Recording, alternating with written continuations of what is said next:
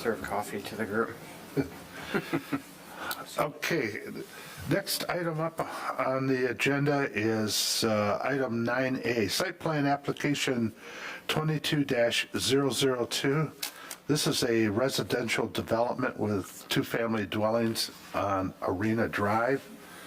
Going to follow the same procedure. We're going to have our planning department, Troy Langer, go over a quick review. We're going to ask the applicant to step up and then fill in any comments or concerns that he has, and then we'll turn it over to the board for a site plan review. So take it away, Troy. All right, thank you. So I'll go back to the zoning map here. And for reference as to where this property is located, if I use as a starting point the major intersection of US 23 and M59, going east from M59 to the intersection with Arena Drive, and then going north on Arena Drive. This is all showing in red because this has not been updated. The applicant has rezoned this property, which is on the east side, as well as this property, which is on the west side. These two properties have been rezoned to a multi-family residential zoning category. So now the applicant is proceeding with the eastern property, and they have a proposed, this is the plan, it's a two-family, two-unit building. They have a total of 10 units here. This is inverted now, so north is actually going to be on this side here. South would be this way. So Arena Drive is actually a north-south road, but this site plan has been tipped on its side. And this outlines each of the buildings. They are duplex-type units. They each have attached garages. They're ranch style, and the request requires site plan approval from the Planning Commission. They are seeking that, and with that, I'll just be available to answer any questions that you might have. Okay, thank you. Can we have the applicant come forward and state your name? Names? How you folks doing tonight? So I know it's late hours, so we'll try not to go too long of a discussion here. My name is Lamberto Smidiani. I'm with the Form Surfaces Design Group, the architects for the project. To my side here, you have Fatih Khalil with Angle Design. He's the civil engineer for the project. And then you've got Paul and Maria Village. They're the owners and developers of the project. So that's kind of a quick who's who in front of you. Who's who? Yeah. So as Mr. Langer has described this as, proposed 5 duplex units. Each one, the idea behind the units was to try to create something a little bit unique in the market, because we see that there's a lot of demand for housing that will get people into the area, to offer some more offerings in the area. We see a lot of neighborhood communities that are offering duplex type projects, and so this seemed like a very good use for this piece of property here. Heartland is a very desirable area for people to come to, so we're very excited to be helping further that along. So on that basis, we developed about a 1,300 and some odd square feet unit, and that unit is to be of a size of a 2-bedroom, multiple bathrooms, kitchen, and dining room, to offer people some amenities there, as well as a 2-car garage. Most of your duplex units or apartments don't really have a homestead type of quality about having a 2-car garage. So we added a 2-car garage there because we felt it was very appropriate to have something that would really give something that people felt more like home. So that was very important for us. So the project got developed on those standards. We looked at the site as well. The site really kind of dictated a lot about what we could do with the shape of the units to try to get as many units as we could within reason on the site, because obviously, the density there, we could probably fit a lot more units by ordinance. But we felt that this was the appropriate number of units that really fits the property well, fits the parcel well, without creating anything that's overly dense or having somebody have the less desirable units. Because at the end of the day, these folks here have been developing properties in the area for many, many years. There's a great deal of pride in their projects and their properties. And this one here represents a property that they want to have and hang on to for a long time. They want it to be successful. So on that basis, I don't know if there's any further questions you really have for me. I'm sure you guys have walked through the drawings. I don't want to spend too much time pontificating about what we're trying to do here. Unless there's any really specific questions about what the ambitions are, then I guess I'll step back and let you guys kind of ask us. Okay, we're going to follow the same principal idea as we did for the first site review. So we have a memorandum that has been prepared by the planning department. So we're going to walk through that and ask some questions and make some comments. So I'm going to start on page 2. So this is page 57 of your packet. And under site plan review, the applicable site standards, as Troy has stated, this is zoned multiple family residential. So a 2-family building is considered a principal permitted use in the MR district. So under site description, as was stated, this subject property is off of Arita Drive, and that is a private road that runs north and south. It dead ends into the sports complex, the ice arena, and also on the south M59. So without any further delay, let's get into development standards. So we have lot size. It requires 15,000 square foot minimum. The proposed is 1.93 acres, approximately 84,000 square feet. So that meets the requirement.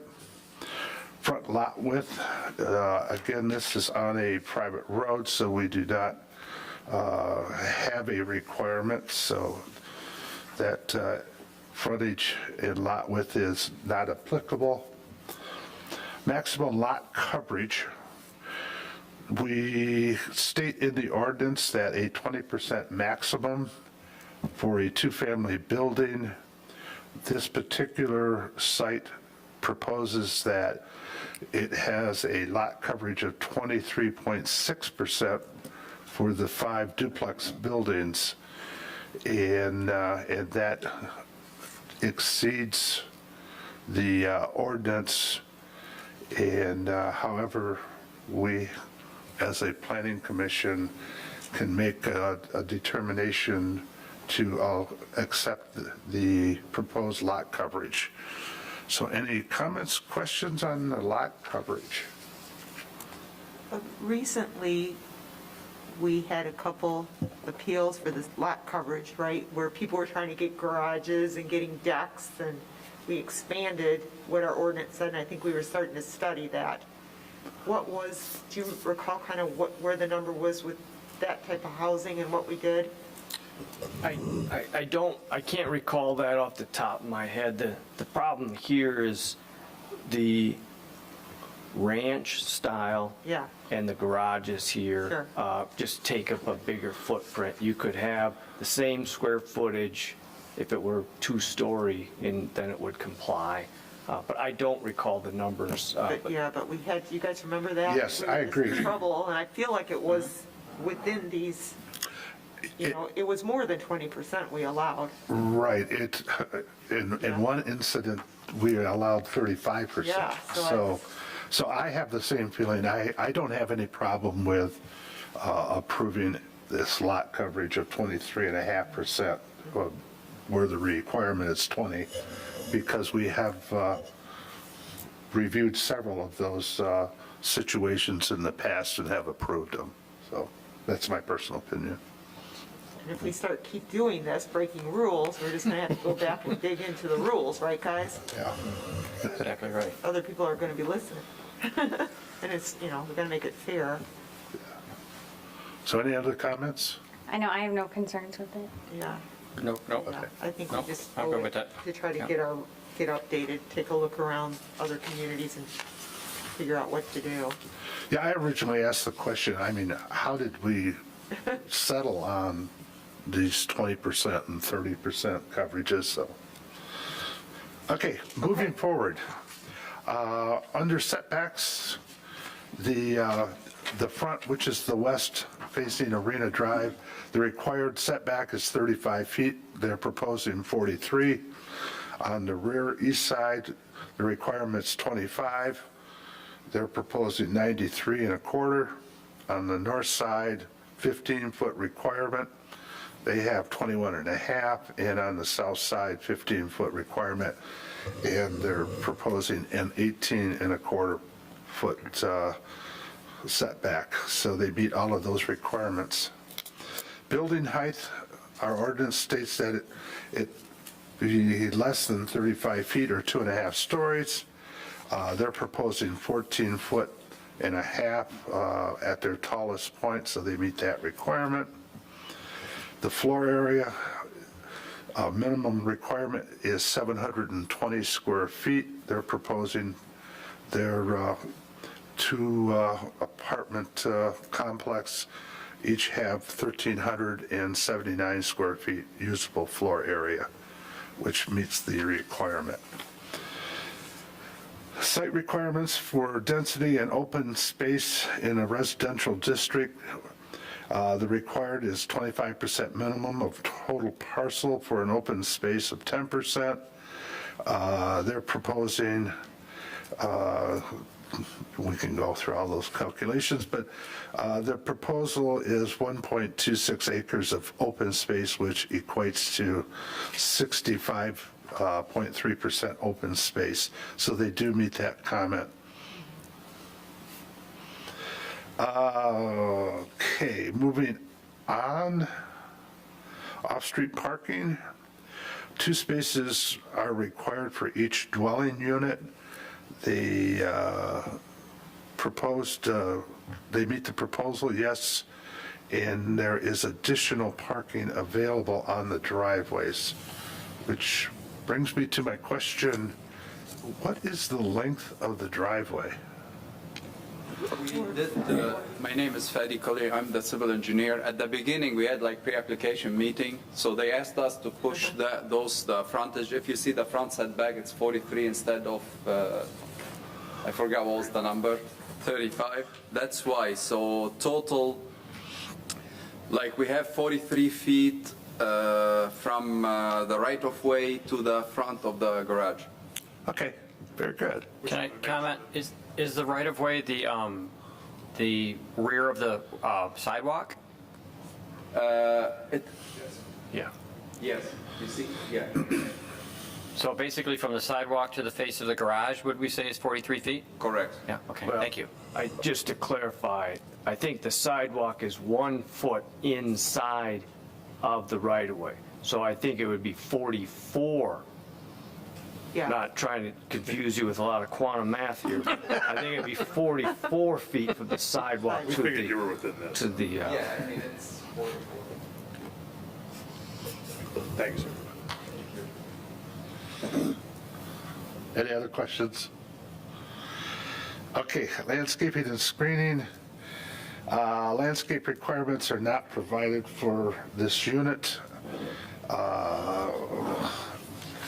The submitted site plan includes proposed landscaping buffers along the north and south sides of the site, a mixture of proposed evergreens and existing trees provides screening along the east property line, and per the applicant, underground utilities prevent the placement of street trees between the sidewalk and street.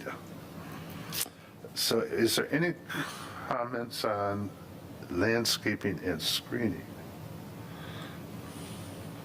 No, we're trying, and it's not your fault that you're dealing with the existing utilities between the sidewalk and the road, but we're sure trying to get street trees between the sidewalk and the road. When you're putting the trees, now you show on your utility plan, it's a 20-foot wide sanitary easement, but you know where you're putting that line, so it looks like you're squeezing your trees in that easement, right? They're out, they're out of the actual trees are Yeah, out of the easement. Okay. Yeah, good. so. it's- Okay, on your utility plan, it makes it look like that easement for the sanitary is between the sidewalk, starts there, and goes north, but okay, Yeah, we have it, it's actually, the trees are between the easement and Okay. the sidewalk. Okay. So we have that. okay, get it. So, I think you're doing as good as we can, We're trying. and the rest looks great. Yeah, I do. I do agree. Any other comments? Okay, moving on, architecture, building materials. Our ordinance has provided for Rendering it, a design standard for the materials governing individual homes and/or mobile home manufactured housing. However, the ordinance does not include duplex buildings on a single building site. So this ordinance section is not applicable. However, the applicant has provided some renderings of what their duplex will look like. And so we'll turn to them and ask them to give us an overview of that. Sure. So if you take a look at the elevations you have in front of you, that's obviously the front elevation, that's the curb side, the west side elevation. And we're doing a mixture of materials here. Obviously, we're going to have a standard residential shingle, roofing material. And I think you guys have seen the material boards that we sent out earlier. Hopefully you saw the rough Yes. samples we sent here. Okay. Well, I can pass it around. So we're doing this typical residential shingle and typical residential siding as you go around, and we're actually going to do a brick base as you go around the lot. We feel that brick base is kind of a necessity here in Michigan. Kind of as you walk around, most of the time, you just need something more solid. It takes, the weed whacking a little bit more. Yeah. So again, we need something a little more durable. So combination of pretty typical residential materials. We felt that was most appropriate for this project. Again, like as I mentioned at the beginning, we're trying to really create homes here. So If I can, a quick question. So the upper right picture there, it looks like the brick face goes up, I can't read the dimension, but about equivalent to the porch height? correct. Yeah. Okay. And that's approximately around 12 to 14 inches, depending on what the grades are, because the grades do vary, because this site actually grades up a little bit. So as we're dealing with the grades, there's some sites that are going to be a little bit up and down, but again, you're talking approximately about a foot to a foot and a half of brick at the base. If you can pull up the next slide, I think I'll have the rendering. There you go. There. So you kind of gather the overall look and feel of it. Can I ask to back up one picture, please, Troy, if we can just, if I'm open? So between are they back porches, is that what you're calling them? Yes. With a roof over them? Is there any dividing wall between the two, or landscaping, or jumping ahead? Yeah, no, that's actually a great question. We actually spent a great deal of time talking about that. The goal was not to put fencing. As you know, most subdivisions today, they actually outlaw fencing in their bylaws because we didn't want to put fencing in separations. Felt it really segregates people from being neighborly. Also, we felt it kind of closes the development off. So the intention would be is that we'd have some arborvitae. You see, I've got an illustration there of an arborvitae. We'd have some arborvitae and some kind of all-season greenery that would go through to create some spacing separation. But obviously, you don't want to go too far out. You don't want to start building landscape walls and police fences. So the idea was to come out to give a little bit of separation on the porches. So if you're out there with your family on the back porch, you're not necessarily conversing with your neighbors when they step outside as well. So the idea is to create a little bit of separation, but to really keep the open space open in the back. So you felt like your lot was a little bit bigger and you felt more part of an open space, if you will. Thank you. Okay, that covers the site plan review. We do have attachments from DPW, the township engineer's review letter, and Heartland Deerfield Fire Authority, all of which have no objections to the proposed development. So without further ado, Can I? Yes, you may. Sorry, thank you, Commissioner. Can we back up one slide, please, Troy? So, I'm sorry, to 67. Not so sure where you were. Oh, several slides.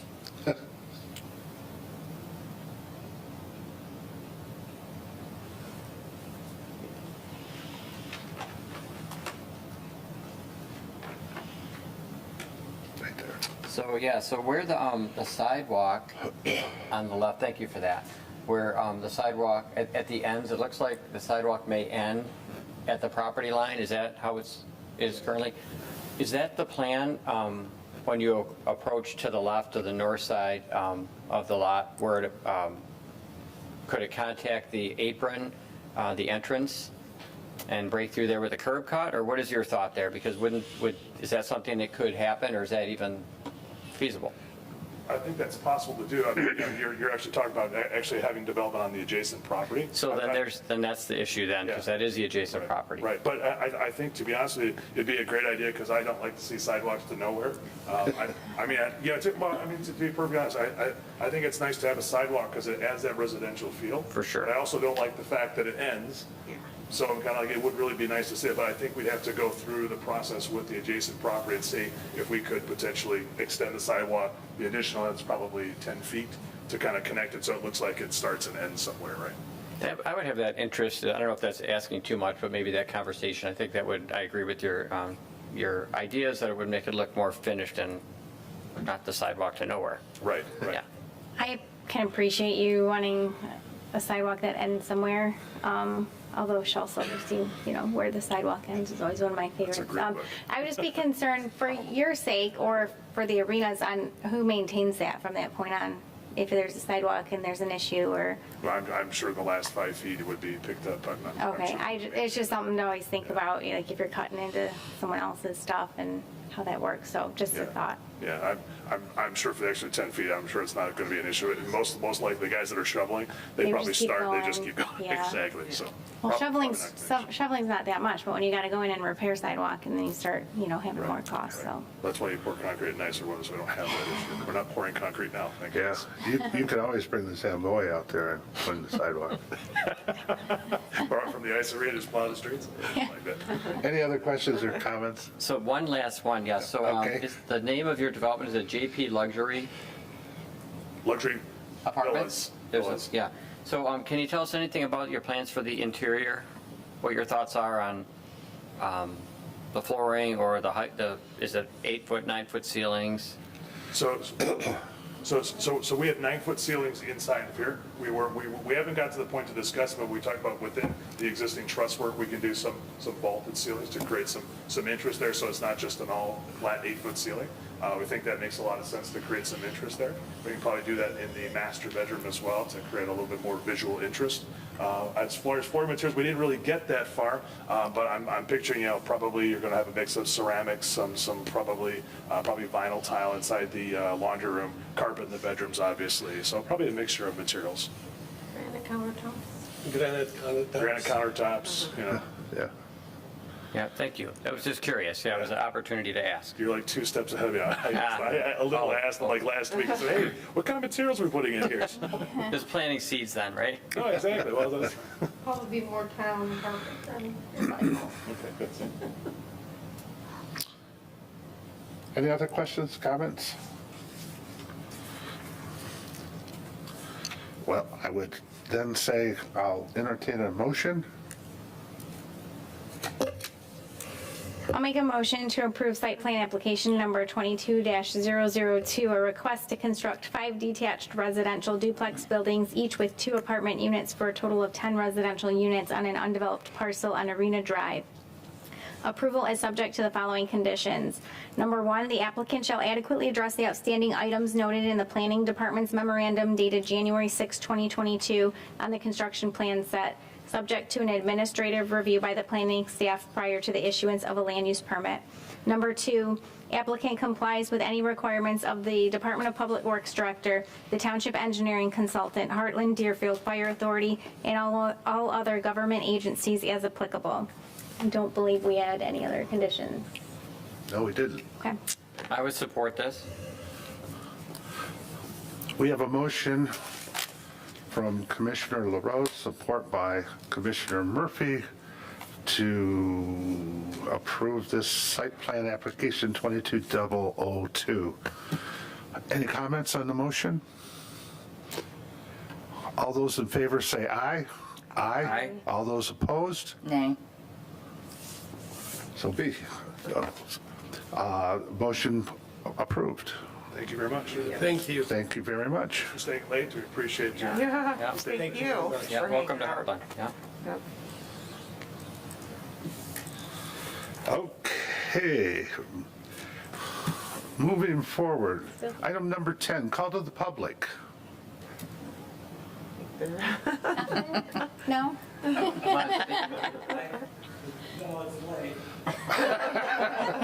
Put coffee on, Steve.